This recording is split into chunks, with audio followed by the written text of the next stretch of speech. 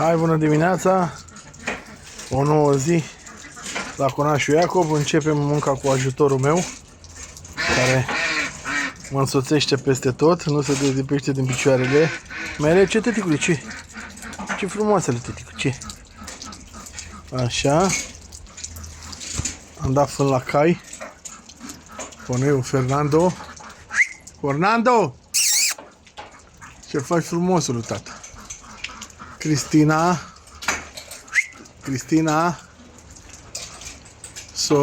Sorina, Violeta,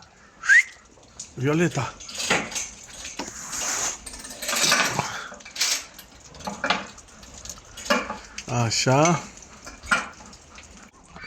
rățuștele pe care le ținem închise că ne-a atacat vulpea acum câteva zile.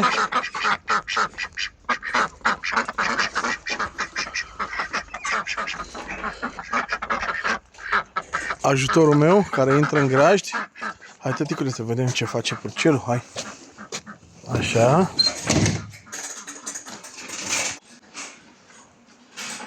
Gelul care mănâncă la zăr cu uruială. Hai, mergem? Hai, tăticule, să mergem. Merg cu ajutorul meu la oițe, să vedem și oițele, dacă sunt în regulă.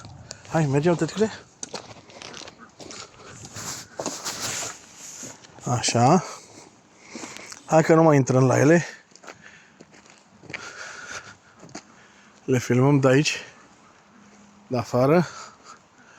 Le-am pus mâncare, apă, găinile.